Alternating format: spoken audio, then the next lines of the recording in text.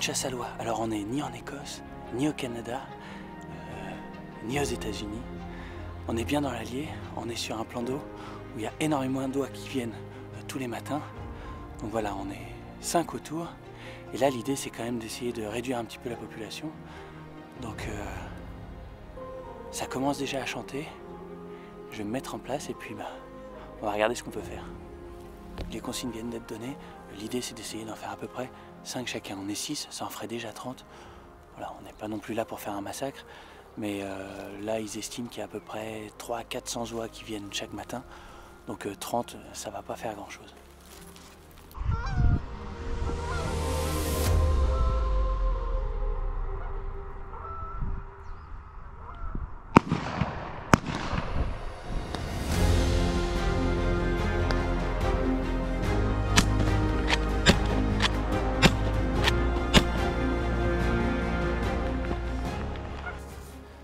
Bon, je viens de tirer 2 oies. Et heureusement que j'avais mes 4 coups. Parce que franchement, pas terrible, terrible.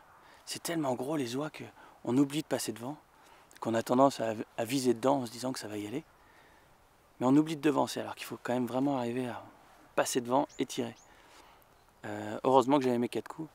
Bon, le résultat il est là. Les 2 sont pliés. On va pouvoir passer à la suite.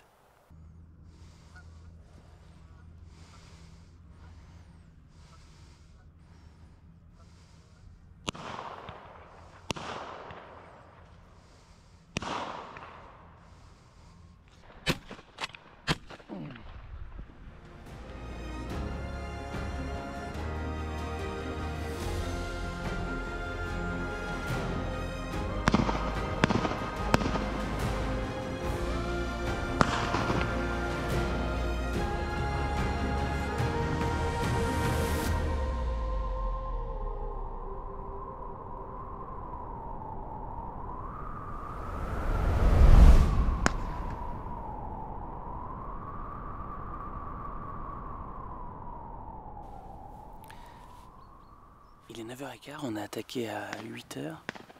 Et là maintenant le problème c'est que les oies ne rentrent plus sur le plan d'eau, elles le survolent assez haut et elles vont se poser dans la plaine qui est derrière. Donc les choses se compliquent un tout petit peu. Bon, on a pu quand même en faire quelques-unes, largement assez pour faire des rillettes. Bon, et puis il y a quelque chose qui me paraît essentiel, on est autour d'un plan d'eau qui fait à peu près 2 hectares, on est 6. Donc les oies qui sont mal tuées, qui sont blessées, pour l'instant on les laisse, on les achève pas en tirant sur l'eau.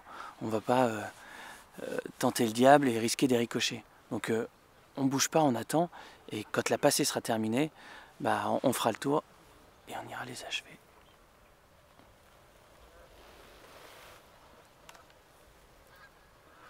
Bon voilà, à vous parler, je viens de rater une très belle arrivée. J'imagine que vous les entendez, ça va péter là-bas.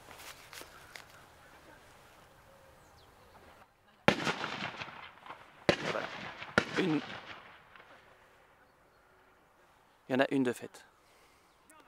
C'est à chaque fois pareil. Il suffit de s'arrêter 3 minutes et de discuter. Là, c'était peut-être une de mes plus belles chances en plus.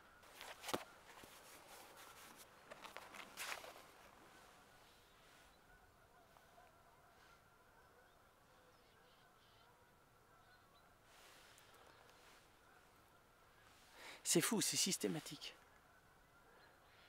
Je sais maintenant que si je veux voir quelque chose, il suffit de parler à la caméra. Normalement, ça remet les choses en marche. C'est dingue, là elles étaient... Bon bref, c'est comme ça. Bon, j'en entends d'autres qui arrivent. Là ça arrive. Le problème c'est que moi elle me voit bien quoi.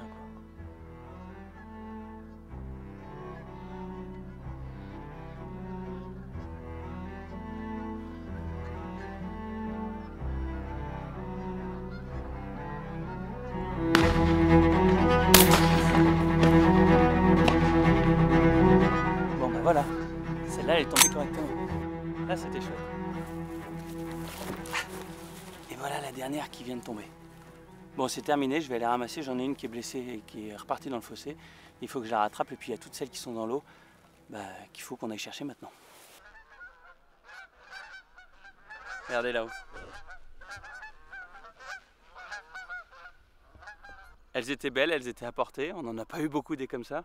Et pourtant on les a pas tirées. On s'est mis un quota, on a dit on arrête. On arrête. On préserve aussi, on est chasseurs, on n'est pas là pour tout tuer.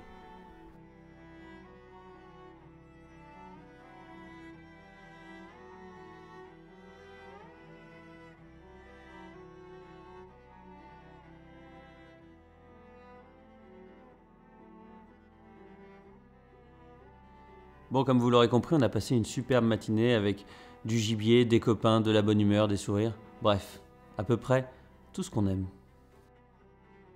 Et à tous ceux qui demanderont mais pourquoi vous faites ça? Bah pour des rillettes.